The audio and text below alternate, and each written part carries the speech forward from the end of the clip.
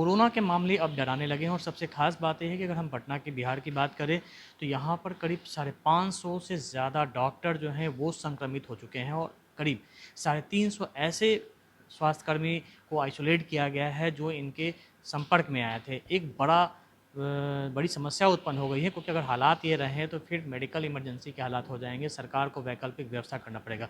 आखिर डॉक्टरों के बीच में यह संक्रमण इतना तेज़ी से क्यों फैल रहा, बात करने के लिए हमारे साथ डॉक्टर प्रभात रंजन है। सर, डॉक्टरों में बहुत तेज़ी से फैल रहा है। देखिए, इस वायरस का जो नेचर है वो नेचुरली ज़्यादा इन्फेक्शन फैलने का है।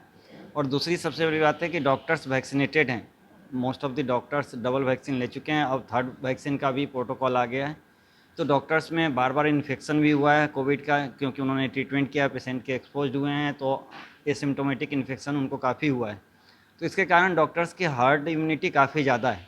लेकिन इस वायरस का जो इन्फेक्टिविटी रेट है एक दूसरे से फैलने का, वो काफ़ी ज़्यादा है। डॉक्टर्स क्लोज्ड ग्रुप में काम करते हैं, तो इसलिए इन्फेक्शन उनके बीच में काफ़ी ज़्यादा फैल रहा है। सो ये नेचुरल है कि डॉक्टर्स में और भी इन्फेक्शंस के रेट बढ़ेंगे, काफ़ी नंबर्स बढ़ेंगे। अभी 550 हैं बिहार में, 1000 1500 पहुँचेंगे। वर्ल्ड वाइड ऐसा ही हुआ है। हाँ, सिर्फ बिहार की हम बात नहीं करें, दूसरे राज्यों में भी जो मेडिकल क्षेत्र में जो काम करने वाले हैं, मेडिकल स्टूडेंट्स हैं या डॉक्टर हैं, उनकी संख्या तेज़ी से संक्रमण के मामले में फैली है। हाँ, पीजीआई चंडीगढ़ में भी लगभग 200 से ज़्यादा डॉक्टर्स और मेडिकल स्टाफ्स पॉजिटिव हैं। इसी तरह से एम्स में हैं। इसके सॉल्यूशन आपको निकालने होंगे। तो ये थर्ड वेव में जिस तरीके से ये संक्रमण जो फैल रहा है, क्या ये ओमिक्रॉन है या फिर कोई दूसरा म्यूटेंट है? नहीं, है तो ओमिक्रॉन ही, लेकिन इसका सबसे बड़ा साइड इफ़ेक्ट ये हो रहा है क्या कि यदि हम इन डॉक्टर्स को आइसोलेट कर रहे हैं तो नॉर्मल पेशेंट्स जो इस ठंड के टाइम में जो ठंड लगने से बीमार होते हैं या दूसरे कारणों से होते हैं, उनकी इलाज में भी काफ़ी समस्याएं आना शुरू हो जाएंगी और आना शुरू हो भी गई है। तो लगातार जो है मामले बढ़ते जा रहे हैं। हम बिहार की बात करें तो पहले संख्या जहां 50 से 60 था, आज कल 2300 से ज़्यादा संक्रमित मरीज मिले हैं। पटना की स्थिति ज़्यादा भयावह है, लेकिन दूसरे ज़िलों की अगर हम बात करें तो वहाँ पे ये संख्या कम है। क्या वहाँ टेस्टिंग ज़्यादा कम नहीं हो रही है जिस वजह से आंकड़े कम है, या फिर कोई दूसरी वजह, इम्यूनिटी की, हार्ड इम्यूनिटी की वजह से? नहीं, 2-3 कारण हैं। एक तो टेस्टिंग कम हो रही है, दूसरा लोग भी टेस्टिंग कम करा रहे हैं। जैसे किसी के घर में एक आदमी पॉजिटिव आया, बाकी लोगों को सेम सिम्टम है, तो ओमिक्रॉन मान के वो अपना उसका इलाज करवा ले रहा है, लेकिन टेस्टिंग नहीं करवा रहा है, तो इससे नंबर्स कम हो रहे हैं। तीसरा बात यह है कि डॉक्टर्स का जैसे नंबर्स बढ़ते जा रहे हैं, आप उनको आइसोलेट करते जाएंगे तो आपका मैनेजमेंट चरमरा जाएगा। तो सीडीसी गाइडलाइन जो यूएसए में ऑप्ट किया, उन लोगों ने यूके में ऑप्ट किया कि यदि डॉक्टर सिम्टोमेटिक हैं और ये इलाज के बाद ये करवा रहा है, तो इससे नंबर्स कम हो रहे हैं।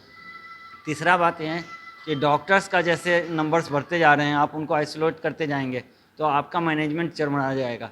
तो सीडीसी गाइडलाइन जो यूएसए में ऑप्ट किया, उन लोगों ने यूके में ऑप्ट किया कि यदि डॉक्टर सिम्टोमेटिक हैं और ये इलाज के बाद एसिम्टोमेटिक हो जा रहे हैं, उनको कोई समस्या नहीं है, तो 3 दिन के बाद बिना टेस्ट के उनको जॉब पे वापस आना है। तो ये आइसोलेशन पीरियड को घटाया डॉक्टर्स और मेडिकल के लिए, तो हमें इंडिया में भी उसको ऑप्ट करना पड़ेगा, नहीं तो हमारे पास काफ़ी बड़ी समस्या होगी।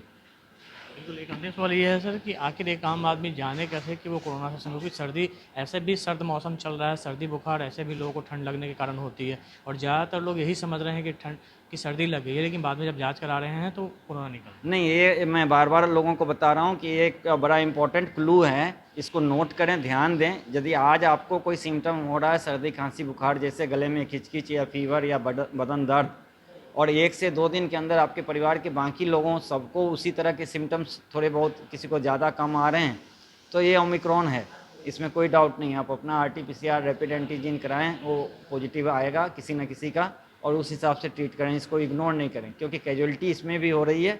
लोगों के बीच में एक गलत धारणा चली गई है कि ये उतना घातक नहीं है, लेकिन जो वर्ल्ड वाइड रिपोर्ट्स आए हैं वो घातक भी साबित हुए हैं। काफ़ी डेथ्स भी हो रहे हैं और डेथ्स नंबर बढ़ रहे हैं। दूसरा क्या है कि बिहार में जो अभी आपका जीन सिक्वेंसिंग का डाटा आया है, उसमें ओमिक्रॉन के केसेस काफ़ी कम हैं, डेल्टा और डेल्टा प्लस के केसेस भी हैं, तो इसलिए आप सावधानी नहीं छोड़ें। बिल्कुल, सावधानी ही बचाव है और यही बात कोरोना एक बार फिर कर रहा है, लोगों को डरा रहा है, इसलिए इस बार प्रिकॉशन काफ़ी ज़रूरी है। कैमरामैन सनी के साथ अमिताभ ओझा, पटना न्यूज़ 24।